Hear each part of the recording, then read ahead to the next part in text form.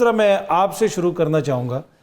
آپ کی حکومت بار بار یہ کہتی ہے کہ جی معیشت بڑی بہتر ہو گئی، پر یہ جو ہم نے رمضان کے اندر دیکھا اسی قسم کی مہنگائی رہی. تو آپ مطمئن ہیں کہ جس طریقے سے معیشت چل رہی ہے اس وقت ملک کی؟ بسم اللہ الرحمن الرحیم. دیکھیں اطہر صاحب، کوئی بھی یہ کلیم نہیں کر سکتا کہ ملک میں دودھ اور شہد کی نہریں بہہ رہی ہیں. بہت سارے پرابلمز ہیں. غربت ایک بڑا میجر ایشو ہے، اس میں اضافہ ہے. آپ کی جو پرچیزنگ پاور ہے ایک عام آدمی کی وہ ڈپلیٹڈ ہے.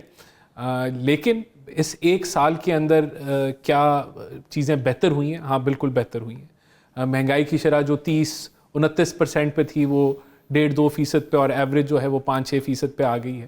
آپ کے جو میکرو اکنامک سائڈ کے اوپر، ایکسٹرنل فرنٹ کے اوپر جو بڑے میجر چیلنجز تھے اس کے اندر بہتری آئی ہے. آپ کی کریڈٹ ریٹنگز جو ہیں وہ بہتر ہو گئی ہیں. آپ کا جو کہہ لیں کہ اور ویسے اگر آپ دیکھیں کہ ابھی ہم ایک لو گروتھ کے اندر ہیں، ہم اس کو تسلیم کرتے ہیں کہ وہ گروتھ کا سائیکل نہیں ہے کہ جہاں اس وقت ویسے رانا صاحب گروتھ ریٹ ہمارا کیا ہے؟ کوئی 0.99% کہتے ہیں، کوئی 1% کہتے ہیں. وہی گروتھ ریٹ ہے پہلے کوارٹر کا، تو وہی گروتھ ریٹ ہے. اور اس سال جو ایسٹیمیٹڈ ہے وہ 2.5 سے 3.5% کے درمیان میں گروتھ ایسٹیمیٹڈ ہے. اور یہ جو اڑان پاکستان کے تحت ایک پروجیکشن ہم نے دی ہے 5% کی یا 6% کی، وہ کب تک ہم اچیو کر سکتے ہیں؟ دیکھیں وہ تو انشاءاللہ تعالیٰ by the end of this term 6% تو ہم ویسے end of your government term, جی end of this government term جو ہے وہ ہماری کوشش ہے کہ ہم 6% پہ آئیں. لیکن وہ 6% گروتھ وہ نہیں ہے کہ جس کے ساتھ ایک ایسا کرنٹ اکاؤنٹ ڈیفیسٹ ہو جو کنزمپشن لیڈ ہو، جو امپورٹ لیڈ ہو. رادر ہم 6% اس کو ایم کرنا چاہتے ہیں جو ایکسپورٹ بیسڈ ہو، جو سسٹینیبل ہو. تو یہ چیلنج ہے، یہ this is the real challenge for the government. اور میں سمجھتا ہوں کہ جہاں بہتری آئی ہے میکرو اکنامک ایکسٹرنل سائڈ کے اوپر، وہاں اب اصل چیلنج یہ ہے کہ آپ نے گروتھ کیسے اچیو کرنی ہے. اور وہ گروتھ جو 2000 کہہ لیں میں 18 والی بھی نہ ہو جس کے اندر ایک میسو کرنٹ اکاؤنٹ ڈیفیسٹ تھا 18-19 ارب کا، اور 2022 والی بھی نہ ہو پی ٹی آئی والی جس میں پھر بھی ایک میسو ایک کرنٹ اکاؤنٹ ڈیفیسٹ تھا. تو ہمیں ایک ایسی گروتھ کی طرف جانا ہے. 6% یہ کہتے ہیں پی ٹی آئی والے کہ ہم گروتھ کر رہے تھے 6% کی ریٹ پہ، وہ سسٹینیبل نہیں تھا جس طرح وہ گروتھ کر رہے تھے. ظاہر سی بات ہے نا، جب آپ کا 18 ارب ڈالر کی آپ کو فائنینسنگ کی ضرورت ہو اور آپ کے ڈپلیٹنگ فارن ایکسچینج کے ریزروز ہوں تو وہ نہیں تھی. جو بھی اس پہ جتنی مرضی آپ بحث کر لیں، یہاں ہمارے پاس اکنامک ایکسپرٹ بیٹھے ہیں، وہ بھی اس پہ رائے دے سکتے ہیں.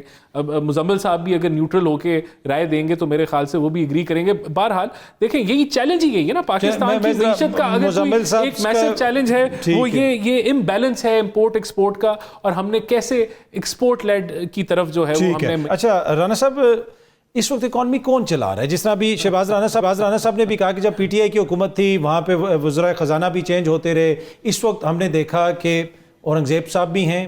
رمضان کے دوران میں نے دیکھا کہ اسحاق ڈار صاحب ایک میٹنگ کو چیئر کر رہے تھے اور بتا رہے تھے کہ چینی کی قیمت کتنی ہوگی. وہ آپ کے وزیر خارجہ ہیں، نائب وزیر اعظم ہیں. تو تاثر یہ ہے کہ اسحاق ڈار صاحب کا بھی اس میں حصہ ہے، اورنگزیب صاحب کا حصہ بڑا محدود ہے. تو آپ خود اکنامک ٹیم کے کوارڈینیٹر ہیں، وزیر اعظم کے کوارڈینیٹر ہیں. کون چلا رہا ہے؟ کون؟ میں چلا رہا ہوں. یہ جو لوگ دیکھ رہے ہیں، جو چیزیں آپ مہنگی لے رہے ہیں، جو بھی چیزیں، یہ ماشاءاللہ رانا احسان افضل صاحب ہے. آپ نے کامنٹ کر کے ضرور سوشل میڈیا پہ ان کو دعائیں بھی دینی اور آپ فیڈ بیک بھی دیں. آن اے سیریس نوٹ، دیکھیں جو اکانومی ہے وہ کابینہ چلاتی ہے، اور کابینہ کے اندر جو قلمدان فائنانس کا ہے وہ اورنگزیب صاحب کے پاس ہے، اور وہ ٹوٹلی ان چیزوں کو وہ لیڈ کرتے ہیں. اب آپ نے شوگر کی بات کی، دیکھیں وہ شوگر کا ایک رمضان کے حوالے سے پرائس ہائیک آئی شوگر کے اندر، اور وہ پاکستان میں جو ہورڈنگ کا ایک وہ نظام چلتا ہے کہ پروفیٹیرنگ ہوتی ہے، اس کے اوپر کریک ڈاؤن بھی کیا، اور آپ نے دیکھا کہ قیمتیں اوپر گئیں پھر نیچے بھی آئیں. لیکن یہ کلیئرٹی ہونی چاہیے کہ اکانومی کے جو فیصلے ہیں وہ ان کوارڈینیشن چلتے ہیں. اب اس کے اندر بھی دیکھیں ایک آپ کے ایف بی آر کی انپٹ آتی ہے، آپ کی کامرس کی انپٹ آتی ہے، آپ کی انڈسٹری کی انپٹ آتی ہے، پھر فائنانس جو ہے وہ ان چیزوں کو بیلنس کرتا ہے، پھر پلاننگ منسٹری ہے جو پی ایس ڈی پی کو دیکھتی ہے. تو یہ ساری ایک کیبنٹ کا ایک کولیکٹیو. کیوں پوچھا؟ وہ تاثر یہ ہے کہ جوسلنگ ہو رہی ہے، پی آئی اے کو بیچنے کا معاملہ ہو یا کوئی اور ہو، ڈار صاحب آ کے وہاں پہ بگ فٹ کر، مطلب وہ آ کے بیچ میں اپنا بڑا پاؤں وہاں پہ رکھتے تھے.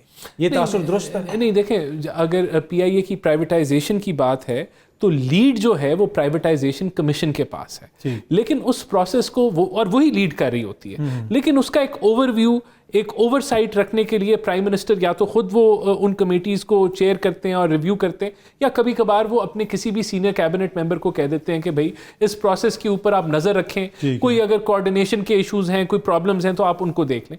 تو وہ وہاں اس حد تک رول بالکل آتا ہے, اور وہ رول تو ٹاسک فورس ہر وزارت کے اوپر بنی ہوئی ہے, وہ چینج بھی ہوتی رہتے ہیں, ممبر بھی اس کے چینج, لیکن جو کلیدی کردار ہے وہ پرائیویٹائزیشن کمیشن کا ہے. اور اب پی آئی اے اب دوسری جو ہے وہ بڈنگ سائیکل کے اندر جانے لگا ہے. میں تو یہاں یہ بھی میں کلیم کروں گا, اور اب یہاں بڑی تنقید کی جاتی ہے کہ جی پی آئی اے کی جو بڈنگ ہے وہ ناکام ہو گئی, جی اتنے ڈالر لگ گئے, لیکن ایک پروسیس مکمل ہوا, اس میں بڈنگ میں ہمیں کامیابی نہیں ہوئی, لیکن اس سے آپ سیکھ کے اب آپ ایک سیکنڈ فیز میں جائیں گے جس میں ہم پر امید ہے کہ ہمیں کامیابی ہوگی. وہی بات کی جو میں اپنے گھر والوں کو کہتا ہوتا تھا, نمبر نہ دیکھیں, امی ابو کو کہتا تھا میرے, کم از کم میں پیپرز میں تو بیٹھا ہوں.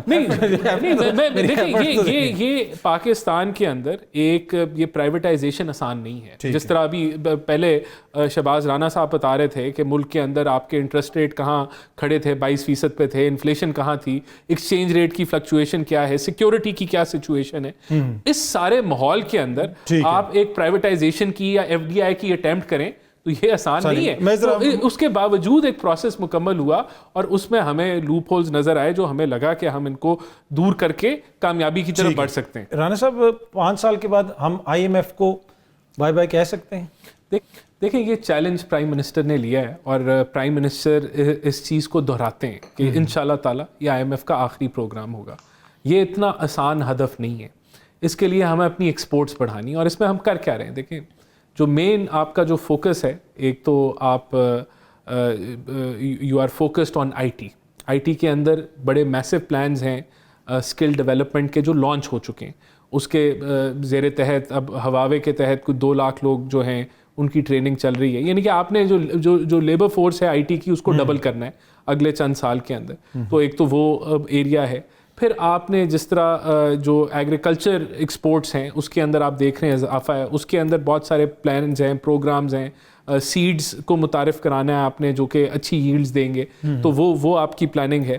پھر آپ کی جو ہے ٹریڈ لبرلائزیشن کی پلاننگ ہے کہ آپ کا جو امپورٹ ٹیرف ہے وہ 20% کے قریب ہے, جبکہ دنیا میں ایوریج امپورٹ ٹیرف جو ہیں وہ 13 سے 15% کے درمیان ہوتے ہیں. اس کا ایک پلان ہے, وہ اس کا آئی ایم ایف سے بھی ہمیں تقریباً نوڈ مل چکا ہے, تو وہ جو ہے انیبل کرے گا کہ ایکسپورٹ کا ماحول بنے. اس کے ساتھ 1 منٹ میں مجھے اگر اجازت دیں, اس کے ساتھ ساتھ آپ کی ان پٹ کاسٹ کے اوپر, بجلی کے اوپر ابھی جو ہے حکومت نے پیکج, پرائم منسٹر کہہ رہے ہیں کہ جلد ایک اناؤنسمنٹ ہوگی بجلی کی قیمتوں کے حوالے سے, تو آپ ان پٹ کاسٹ جو ہے آپ کم کرنے جا رہے ہیں.